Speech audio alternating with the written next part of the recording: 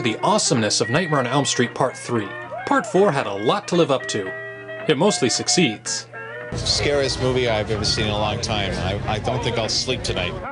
This is the movie that solidified the image of Freddy as a wisecracking jokester who creates elaborate dream scenarios based on his victim's defining characteristic, always finishing the kill with a groan-inducing pun. How's this for a wet dream? I'm kind of on the fence which version of Freddy I like the most. The nauseating, demonic boogeyman from the original, or this merry prankster? Welcome to Wonderland, Alice. Clearly the best version of Freddy is from Part 3, which successfully balances these two sides of his personality. Yet the Freddy from Part 4 seems to be the most memorable. The movie gets off to a confusing start when a young woman we've never seen before meets a girl drawing Freddy on the sidewalk. Is this supposed to be Kristen from the previous movie? I'm not sure why Patricia Arquette didn't come back to play Kristen. Maybe she wanted more money. Maybe she was getting better offers and thought she was above a horror series. Supposedly, she was pregnant during the time of filming and had to drop out. When Uma Thurman got pregnant, Quentin Tarantino delayed the filming of Kill Bill in order to wait for her. When Patricia Arquette got pregnant, New Line Cinema said, "See ya," and hired music sensation Tuesday Night. Weird that she would run into Freddy's house just because it's raining. Well, I guess she'd rather get killed than be wet. All these dangling chains in the boiler room are odd. I think someone's been watching Hellraiser. The filmmakers don't even try to explain Freddy's resurrection. No matter what they came up with, it would have been contrived. We all know the real reason Freddy came back to life. It's because these movies are making a shit ton of money. Why waste time trying to justify it? Just have Freddy come back. That's what the audience wants. Cue the fire-pissing dog. Kincaid's dog Jason is officially the biggest asshole dog in the history of horror movies. First, he bites Kristen's arm for no good reason.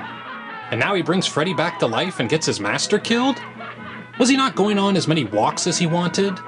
Was Kincaid feeding him the store-brand dog food instead of Alpo? What did we all do to make this dog behave so disrespectfully? Check out Freddy's body regenerating. Someone's definitely been watching Hellraiser. Right off the bat, Freddy kills Joey and Kincaid, which kinda leaves a bad taste in my mouth. I mean, what was the point of having them beat Freddy in Part 3, only to be killed off so casually in the beginning of Part 4? It's the same as Newt being dead at the beginning of Alien 3. All that effort to save her completely undermined by a crummy sequel. Naturally, it's only a matter of time before Freddy works his way around to Kristen. First, he tries getting her in the nurse's office, giving us a horrendous glimpse of Robert Englund in drag. He looks about as convincing as Dustin Hoffman in Tootsie. Kristen's doing a good job staying awake, until her meddling mother slips her a roofie. Kristen's mother is played by the same actress from Part 3. I'm very happy for the actress getting work, but it seems pointless to keep up the continuity of such a minor character when you've changed the star of the movie. The long overhead shot of Kristen succumbing to sleep is wonderfully disorienting. This is great direction by Rennie Harlan. Freddy kills Kristen. Now, since she was the last of the Elm Street kids, meaning kids whose parents participated in the vigilante murder of Fred Krueger, shouldn't that mean that his work is done? Time to kick up your feet and take some much-deserved time off? Instead, Kristen sends her energy into Alice's body, which means Freddy can now use her to lure even more kids to murder. Gee, thanks a lot. Wait a minute. How can Nancy, Kincaid, and Kristen all be buried together? Is this the killed by Freddy section of the graveyard? And where's Joey? Did he get cremated, or is he just not good enough to be buried with the cool kids? Each time Freddy kills one of Alice's friends, she collects some part of their soul. Soon she's displaying their habits, like Kristen's smoking, or her brother's nunchuck routine. I wonder how long Tuesday Night had to practice to do this scene. It's pretty amazing they were able to do the whole thing without having to use a body double for her. All the kids die gruesomely, be it Nerd Girl having her gut sucked out, Or Jock Girl breaking her arms to reveal she's a cockroach underneath. But the one I feel worst for is Alice's brother. Because he was staying up all night with her, he winds up falling asleep in the school bathroom. In his dream, Freddy kung fu's his ass. Nasty business. Since he fell asleep on the toilet, that's where his body would be found.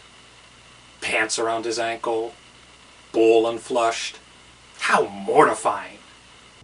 Unlike everyone else, the movie doesn't show us a quick scene of someone finding the dead brother. It would have been way too embarrassing for the audience to handle. They just cut to the funeral scene to spare us the humiliation. The end of the movie is a final battle between Freddy and Alice the Dream Master. The scene of Freddy being ripped apart by the souls he's killed is probably the most creative and best looking special effect in the entire series. Whatever trials and tribulations the effect team went through to pull this off were definitely worth it. This scene here is the best Nightmare on Elm Street has to offer, and going forward, it won't ever be this good again.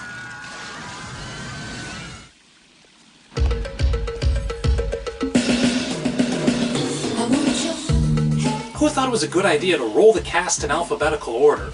It's confusing. When the cast is ranked by importance, it's easier to figure out who's who. Like, top billing goes to Coach. I don't remember any Coach in this movie. And who the fuck is Friend? Kristen's friend? The Coach's friend? Oh, that's interesting. I didn't know Linnea Quigley played one of the souls in Freddy's chest. I wonder which one she was.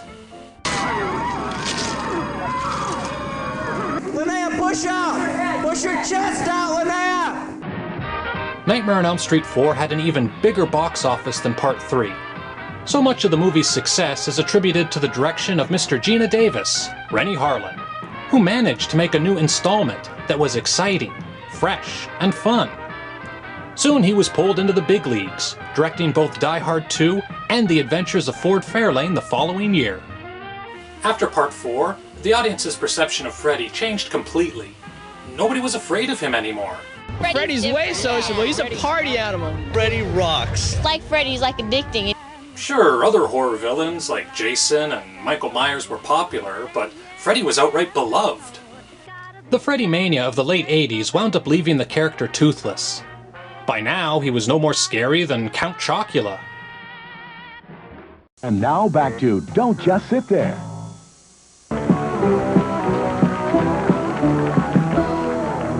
Please welcome the man who plays Freddy Krueger, Robert Englund. I mean, here's Robert Englund appearing on Nickelodeon in order to promote Nightmare on Elm Street 4. Really? Freddy Krueger is now safe enough to be marketed to children? Now, always at parties, you see cocktail wieners. Oh, we spilled, but not the one we chose for ourselves. Nom, nom, nom, nom, nom. Jeez, did he make an appearance on Sesame Street 2? I'll bet you anything New Line Cinema was planning a Saturday morning cartoon show. By the following year, people were kind of burnt out on Freddy, which is probably why Part 5 shit the bed at the box office, grossing less than half of Part 4. It had been a fun ride, but Freddy's time in the sun had come to an end. Oh, no. Probably not a minute too soon.